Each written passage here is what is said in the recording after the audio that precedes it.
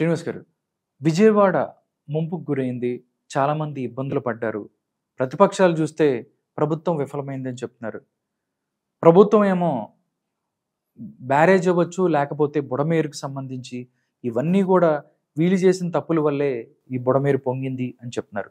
ఇంతకీ ఈ బుడమేరు పాపానికి కారణం ఎవరు అంటే ఏం చెప్తారు? నిజంగా ప్రభుత్వం ఏ విధంగా పనిచేసింది? విఫలమైందా లేకపోతే సక్సెస్ అయిందా అంటే ఏం చెప్తారు మీరు?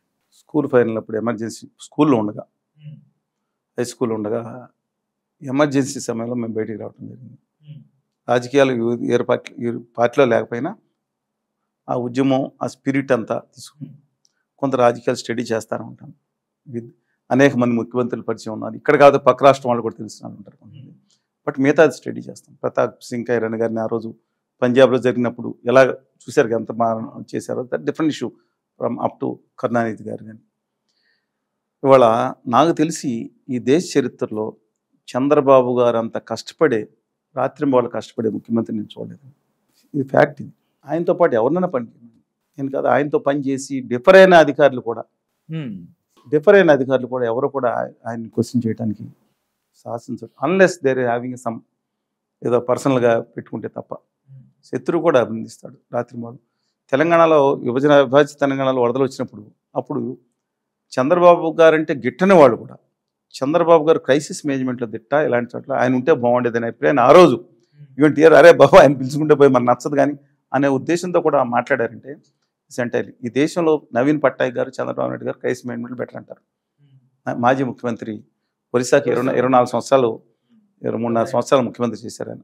గ్రేట్ జెంటిల్మెన్, గ్రేట్ లీడర్ ఆయన. అలాగా అందుకని చంద్రబాబు నాయుడు గారు ఆ రోజు ఇది మొదలైన తర్వాత 2వ తారీఖు నుంచి ఆయన రాత్రింబవళ్ళు, అంటే కొంతమంది ఆక్షేపిస్తున్నారు, ఆయన వరద నీటిలో వెళ్ళారు, కార్లు వెళ్ళారు, ట్రాక్టర్లు వెళ్ళారు, పడవలు వెళ్ళారు, బుల్డోజర్లు వేసుకెళ్ళారు, పక్కన ఫ్లైట్లో కూడా వెళ్ళారని. నేను అనేది అలా వెళ్ళటానికి వీల్లేదు. మంత్రి అనేవాళ్ళు 24 గంటల బుల్డోజర్ 3 బుల్డోజర్లు వేసుకుని తీసుకెళ్తే 15 నడుతుంది చూడటానికి, ఈ నెలలు 2 బుల్డోజర్లు అలా అనుకోండి.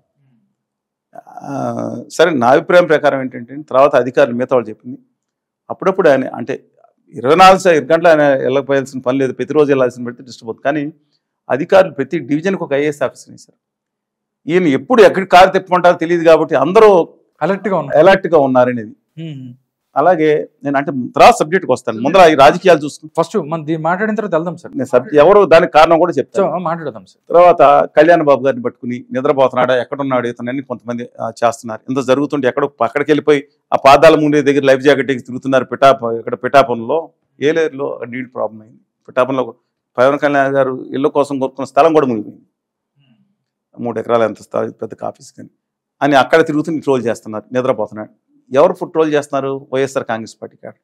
ఇంతకుముందు జగన్మోహన్ రెడ్డి గారు అధికారంలో ఉండగా వరదలు వచ్చినప్పుడు ఎందుకు వెళ్ళలేదంటే ఏమైనా మైండ్ పోయింది వెళ్ళటానికి, వీళ్ళందరూ చెప్పింది మేము వెళ్తే అక్కడ చర్యలకు అడ్డం, ఖచ్చితంగా అడ్డమేనండి. ఒకసారి వెళ్తే ఒక స్ఫూర్తి కోసం, అప్పుడప్పుడు 24 గంటలు తిరుగుతూ ఉంటే ప్రజలకు అడ్డం కాదండి.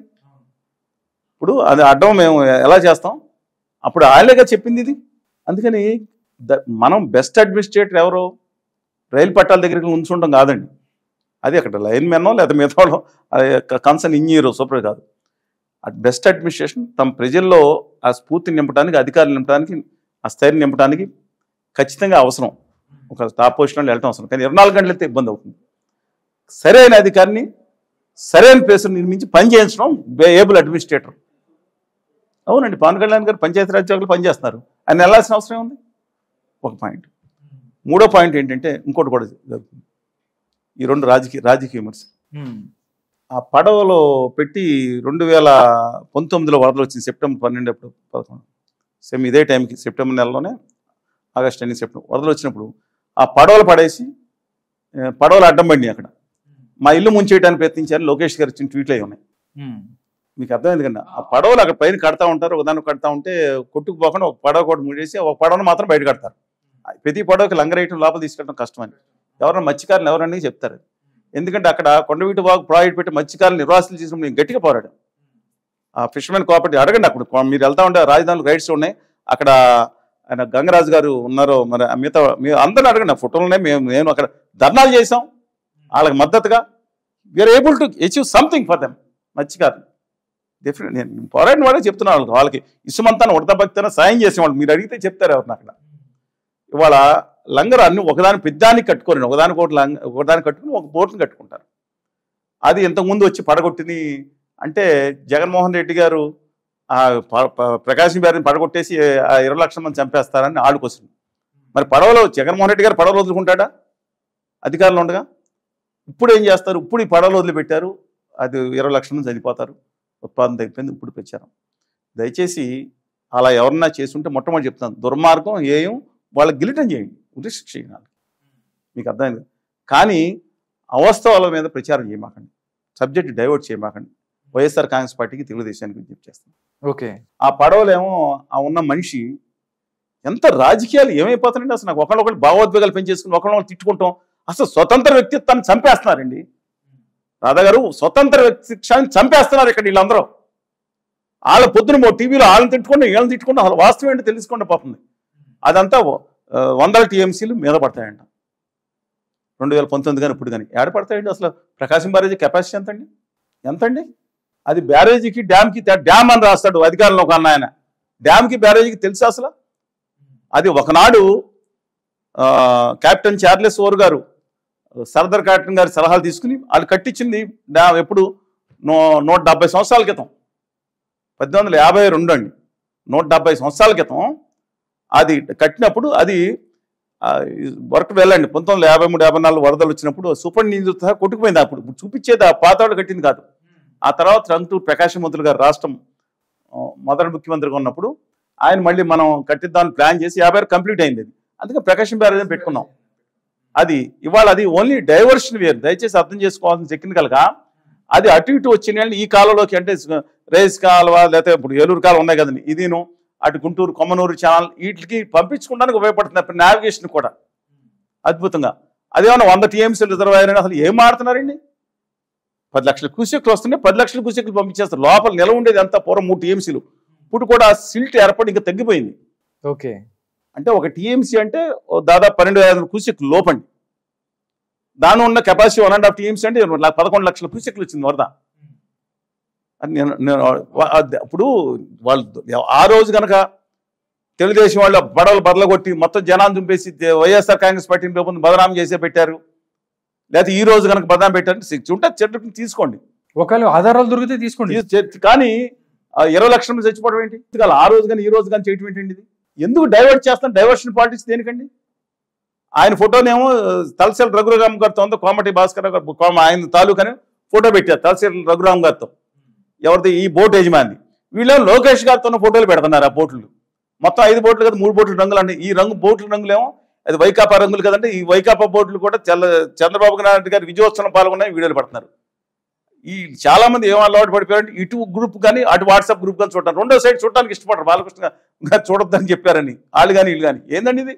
ఒకవైపే చూడు అని ఎందుకని అసలు స్వతంత్రం ఆ విషయాలు ఎలా తెలుస్తున్నాయి వాళ్ళకి? 2019 నుంచి మేము అంతకన్నా ఉధృతంగా ఉద్యమం చేసాం. తర్వాత ప్రత్యేక హోదా కోసం రాష్ట్రం తిరిగాం, బస్సు యాత్రలు వేసాం, పాదయాత్రలు వేసాం, ఢిల్లీలో నిర్ణయించాం, అరెస్టులు అయ్యాం, మా మీద కేసులు పెట్టారు. అమరావతి గురించి పోరాడినప్పుడు ఎవరన్నా చెప్పారు? 90% మీడియా ప్రజలకు తెలియజేయలేదు. ఎందుకు పదే చెప్తున్నా అంటే కొంతమంది దిక్కుమాల సంతోటి బయలుదేరారు ఏమైపోయారని. వీళ్ళు ఇంట్లో కూర్చుంటారు, రాత్రి వాళ్ళు మేము పెట్టింది ఆరోగ్యం కోల్పోయింది ఇలాగే కనపడదు. మీడియా చూపించకపోతే ఏం చేయాలి? నేను మీడియా ఎటోపాటు ఉండి బంద్ చేయాలి నేను. సరే పక్కన పెడదాం. ఇవాళ మాత్రం దయచేసి అద్భుత కల్పనలోకి వెళ్ళొద్దు. నిజంగా ఉంటే ఖచ్చితంగా వాళ్ళని గిల్టనే ఉరిశిక్ష చేయండి, కానీ డైవర్ట్ చేయదు. ఈ పొలిటికల్ ఆరోపణలు ప్రత్యారోపణలో ఇంకోటి ఏంటంటే వీళ్ళు మేజర్ ఇష్యూ డైవర్ట్ చేశారు. ఒకసారి చెప్తాను, ఆ రోజు 11,40,000 క్యూసెక్లు వస్తే జగన్మోహన్ రెడ్డి గారు ఆరోపించారు. ఒకటి, చంద్రబాబు నాయుడు గారు ఇంటిని ముంచేయడానికి గేట్లు ఎత్తారని. వీళ్ళు గేట్లను ఏమండి లాకులు పాలకొల్లు దాంట్లో లాకులు ఉంటాయి. ఒక పడవలు వచ్చినప్పుడు కాంటూర్ మెయింటైన్ చేయడానికి లాకులు వేసి ఆ లోపలికి వెళ్ళిన తర్వాత మళ్ళీ ఆ పడవ ఎనమాల గేట్ వేసి పడవలు ముందుకు వదులుతారు. లాకులు అంటారు దాన్ని. లాకులు పెద్ద అయితే లాక్ గేట్లే అంటారు. నేను అనలేదండి, ఈనాటితో సహా అన్నింటిలో మీరు చూడండి ఇంతకుముందు లాక్ గేట్లని. ఈవెన్ కలెక్టర్ గారు కూడా లాక్ గేట్లే అని అంటున్నారు. గేట్లు అంటారు, లాకులు అంటారు. ఇదే ఆ క్వశ్చన్ ట్రోలింగ్ చేయటం. పైగా నదేనండి అది. దాంట్లో ఇరిగేషన్ మాన్యువల్లో ఈవెన్ రాష్ట్రం అధికారికంగా రాష్ట్ర ప్రభుత్వ అధికారులు కమ్యూనికేట్ చేసినట్టు రివర్ అని ఉంటుంది. అదేంటంటే రివర్లెట్ ఉపనది కూడా అది రామలేరు, తమిళేరు, బుడమేరు ఇవన్నీ ఏం చేస్తాయంటే కృష్ణానదికి గోదావరి నదికి వెళ్ళదండి. దయచేసి మీరు మ్యాప్ చూపించండి ఒకసారి. ఇప్పుడు వచ్చే వాళ్ళకి ఒకసారి ఇక్కడ మ్యాప్ ఉన్నాయి కదా, ఇక్కడ కొల్లేరులో కలుస్తుంది, మీరు మ్యాప్ ఉన్నప్పుడు నా మాటల కంటే మ్యాప్ వేయండి. దాంట్లో ఇవన్నీ ఏం చేస్తాయి, కొల్లేరులోకి వెళ్తాయి. కొల్లేరు సముద్రంలోకి వెళ్ళిపోతుంది. ఈ కృష్ణానదికో దీనికో ఉపనదులు కాదు. అందుకని రివర్ చిన్న వాగులు లాంటి పెద్ద వాగులు లాంటినే 75,000 క్యూసిక్లు వరద కూడా వచ్చింది 2005లో 9లో. ఇప్పుడు వచ్చింది 35,000 అన్నారు పక్కన పెట్టండి. ఈ నేపథ్యంలో దాని మీద ట్రోల్ చేస్తున్న సబ్జెక్ట్ మీద మానేసి ఇవాళ ఆయన మాట్లాడిన దాంట్లో అత్యంత అసంబద్ధమైన విషయం ఏంటంటే ఆయన ఇంట్లో ముంచేయటం ఏంటండి. కృష్ణానదిలో 11 లక్షల క్యూసెక్కులు వచ్చినప్పుడు, కృష్ణానది యొక్క ప్రవాహం 12 అడుగులు మించి ఉన్నప్పుడు ఈ వెలగలేరు ఏదైతే ఉందో దీన్ని 1960లో ఇష్యూ తణుముల వెంకటరావు గారు ఉండేవారండి. అప్పుడు ఈ ఇబ్బంది జరుగుతుంది, వరదలు వస్తున్నాయని చెప్పి మొత్తం ఓళ్ళవే పడుతుంది, కృష్ణానదిలో మళ్ళీ ఇస్తే బాగుంటుంది కదా అని చెప్పి ఒక ప్రాజెక్ట్ తీసుకుని దాని మీద వెలగలేరు దగ్గర క్రాస్ రెగ్యులేటర్ కట్టి దీని కృష్ణా డైవర్షన్ కెనాల్ అని తీసుకొచ్చి డైరెక్ట్గా కలపండి, డైరెక్ట్గా 6 కిలోమీటర్ల ఏరియా నుంచి దాన్ని మళ్ళీ తిప్పి మన VTPS దగ్గర తీసుకెళ్తే VTPS నుంచి అది సముద్రంలోకి కలుస్తుందండి. దానికి 7,500 క్యూసెక్కులు. తర్వాత రాజశేఖర రెడ్డి గారు పోలవరం ప్రాజెక్ట్ చేపట్టినప్పుడు ఆ పోలవరం ప్రాజెక్ట్ యాక్చువల్గా టేకాఫ్ 18,500 క్యూసెక్కులు ఇంకా పెంచుతారని ఉంటుంది. దాన్ని చివరి వరకు తగ్గుతుంది కదా, కొంత తగ్గించుకుని చివరి వరకు కూడా పెంచేది విషయంలో మనకు ఖర్చు తగ్గి వస్తుంది కదా అని ఆ నీళ్ళని తీసుకెళ్ళి దీనికి బుడమేరు డైవర్షన్ కెనాల్లో కలిపేసి డైరెక్ట్గా వెళ్ళిపోతుంది ఆ నీళ్లు. దాని కెపాసిటీ డిశ్చార్జ్ కెపాసిటీ 7,500 క్యూసెక్కులే. అక్కడి నుంచి ఇవాళ పైనండి ముత్యాలంపాడు దగ్గర కొండూరు దగ్గర అంటే గేజింగ్ చేయడానికండి యాక్చువల్గా మన నదిలో కానీ బాగులో కానీ ఇలా కడతారు ఒక సిమెంట్ దిమ్మతో, ఎంత వెలాసిటీలో వస్తుందనేది తెలుస్తుంది. అక్కడ అంచనా వేయచ్చు, మరి ఎంతమంది ఉన్న అక్కడ ఉన్నారో తెలియదు, అంచనా చేయలేదు.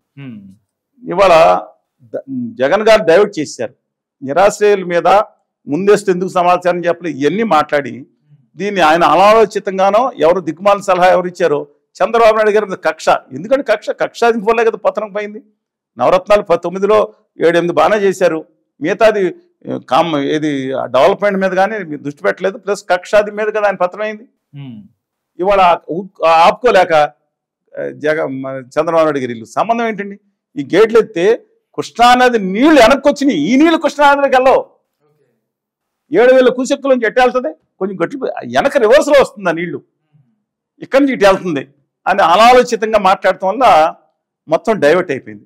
ప్రతిపక్ష నాయకుడు రావాలి, మాట్లాడాలి, విషయం తప్పులేదు, మంచి చేస్తాను పొగడాలి లేదా విమర్శిస్తారు. ఇప్పుడు పొగట్టడం లేదు కదా, విమర్శించడమే, నిర్మాణాత్మకంగా కూడా సలహాలు కూడా చెప్పాలి. అందువల్ల అది తప్పండి. చంద్రబాబు గారి మునిగిపోలేదు, ఎక్కడ మునిగిపోయింది ఒకటి, అదేమన్నా అంతర్జాతీయ స్మారక కేంద్రమా, లేదన్నా హెరిటేజ్ సెంటర్, లేకపోతే ఏమన్నా చిన్నపిల్లల హాస్టల్ అవి ఏమన్నా ఉన్నారు దాంట్లో, మునిగిపోద్ది ఏమవుద్దండి. ఆయనే చెప్పారు, ఆఖరికి వీళ్ళందరూ నోరు మూసుకున్నారు కదా. అవునండి మునిగిపోద్ది. అవతల ఎక్కడ సత్యానంద రాజు గారి ఆశ్రమంలోకి మనీ స్పిన్నింగ్ సెంటర్ ఉంది కదా, దాంట్లోకి నీళ్ళు వచ్చేస్తే ఈ కింద ఉన్న దీంట్లో నీళ్ళు రావా మొత్తం దస్తు వరకు వచ్చింది, ఏమవుద్దండి. కరగట్ల లోపల ఉంది తప్ప ఏమవుద్ది. అదో పెద్ద అదొక ఇష్యూనా అండి, అది మునిగిపోవడం ఇష్యూ అది.